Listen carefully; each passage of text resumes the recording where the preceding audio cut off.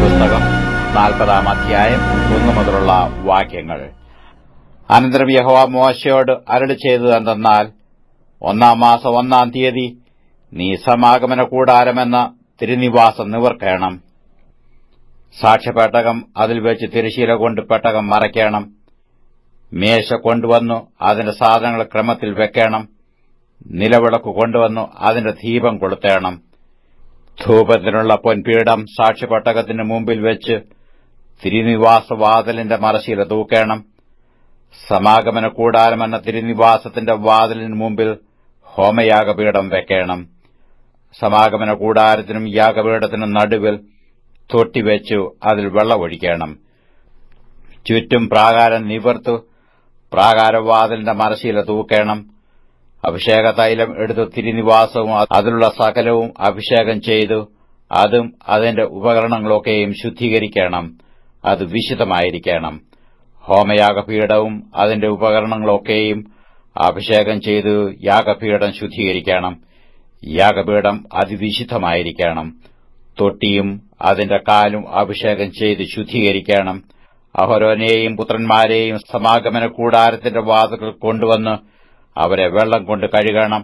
അഹരോനെ വിശുദ്ധ വസ്ത്രം ധരിപ്പിച്ച് എനിക്ക് പുരോഹിത ശുശ്രൂഷ ചെയ്യേണ്ടതിന് അവനെ അഭിഷേകം ചെയ്ത് ശുദ്ധീകരിക്കണം. അവന്റെ പുത്രന്മാരെ വരുത്തി അങ്കി ധരിപ്പിച്ച് എനിക്ക് പുരോഹിത ശുശ്രൂഷ ചെയ്യേണ്ടതിന് അവരുടെ അപ്പനെ അഭിഷേകം ചെയ്തതുപോലെ അവരെയും അഭിഷേകം ചെയ്യണം. അവരുടെ അഭിഷേകം ഹേതുവായി അവർക്ക് തലമുറ തലമുറയോളം നിത്യപൌരോഹിത്യം ഉണ്ടായിരിക്കണം. മോശെ അങ്ങനെ ചെയ്തു. യഹോവ തന്നോട് കൽപ്പിച്ചതുപോലെയൊക്കെയും അവൻ ചെയ്തു. ഇങ്ങനെ 2-ാം സംവത്സരം 1-ാം മാസം 1-ാം തീയതി തിരുനിവാസം നിവർത്തു. മോശെ തിരുനിവാസം നിവർക്കുകയും അതിന്റെ ചുവട് ഉറപ്പിക്കുകയും പലക നിർത്തുകയും അന്താഴം ചെലുത്തുകയും തൂൺ നാട്ടുകയും ചെയ്തു. അവൻ മൂടുവിരി തിരുനിവാസത്തിന്മേൽ വിരിച്ചു. അതിന്മീതെ മൂടുവിരിയുടെ പുറമൂടിയും വിരിച്ചു. യഹോവ മോശയോട് കൽപ്പിച്ചതുപോലെ തന്നെ. അവൻ സാക്ഷ്യം എടുത്ത് പെട്ടകത്തിൽ വെച്ചു. പെട്ടകത്തിന് തണ്ട് ചെലുത്തി പെട്ടകത്തിനു മീതെ കൃപാസനം വെച്ചു. പെട്ടകം തിരുനിവാസത്തിൽ കൊണ്ടുവന്നു മരയുടെ തിരശ്ശീല തൂക്കി സാക്ഷ്യപ്പെട്ടകം മറച്ചു. യഹോവ മോശയോട് കൽപ്പിച്ചതുപോലെ തന്നെ. സമാഗമന കൂടാരത്തിൽ തിരുനിവാസത്തിന്റെ വടക്കുവശത്ത് തിരശ്ശീലയ്ക്ക് പുറത്തായി മേശ വെച്ചു. അതിന്മേൽ യഹോവയുടെ സന്നിധിയിൽ അപ്പം അടുക്കിവെച്ചു. യഹോവ മോശയോട് കൽപ്പിച്ചതുപോലെ തന്നെ. സമാഗമന കൂടാരത്തിൽ മേശയ്ക്ക് നേരെ തിരുനിവാസത്തിന്റെ തെക്കുവശത്ത് നിലവിളക്ക് വെക്കുകയും യഹോവയുടെ സന്നിധിയിൽ ദീപം കൊളുത്തുകയും ചെയ്തു. യഹോവ മോശയോട് കൽപ്പിച്ചതുപോലെ തന്നെ. സമാഗമന കൂടാരത്തിൽ തിരശ്ശീലയുടെ മുൻവശത്ത് പൊന്നുകൊണ്ടുള്ള ധൂപപീഠം വെക്കുകയും അതിന്മേൽ സുഗന്ധ ധൂപവർഗം ധൂപിക്കുകയും ചെയ്തു. യഹോവ മോശയോട് കൽപ്പിച്ചതുപോലെ തന്നെ.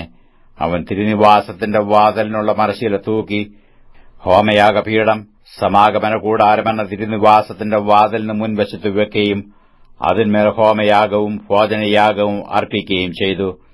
യഹോവ മോശയോട് കൽപ്പിച്ചതുപോലെ തന്നെ. സമാഗമന കൂടാരത്തിനും യാഗപീഠത്തിനും നടുവിൽ അവൻ തൊട്ടിവെക്കുകയും കഴുകേണ്ടതിന് അതിൽ വെള്ളം ഒഴിക്കുകയും ചെയ്തു.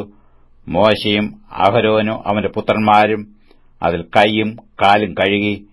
അവർ സമാഗമന കൂടാരത്തിൽ കടക്കുമ്പോഴും യാഗപീഠത്തിങ്കിൽ ചെല്ലുമ്പോഴും കൈകാലുകൾ കഴുകും. യഹോവ മോശയോട് കൽപ്പിച്ചതുപോലെ തന്നെ. അവൻ തിരുനിവാസത്തിനും യാഗപീഠത്തിനും ചുറ്റും പ്രാകാരം നിർത്തി പ്രാകാരവാതിലിന്റെ മറശ്ശീല തൂക്കി. ഇങ്ങനെ മോശ പ്രവൃത്തി സമാപിച്ചു. അപ്പോൾ മേഘം സമാഗമന കൂടാരത്തെ മൂടി. യഹോവയുടെ തേജസ് തിരുനിവാസത്തെ നിറച്ചു. മേഘം സമാഗമന കൂടാരത്തിന്മേൽ അധിവസിക്കുകയും യഹോവയുടെ തേജസ് തിരുനിവാസത്തെ നിറയ്ക്കുകയും ചെയ്തതുകൊണ്ട് മോശയ്ക്ക് അകത്തു കടപ്പാൻ കഴിഞ്ഞില്ല. ഇസ്രയേൽ മക്കൾ തങ്ങളുടെ സകല പ്രയാണങ്ങളിലും മേഘം തിരുനിവാസത്തിന്മേൽ നിന്ന് ഉയരുമ്പോൾ യാത്ര പുറപ്പെടും. മേഘം ഉയരാതിരുന്നാൽ അത് ഉയരുന്നാൾ വരെ അവർ യാത്ര പുറപ്പെടാതിരിക്കും.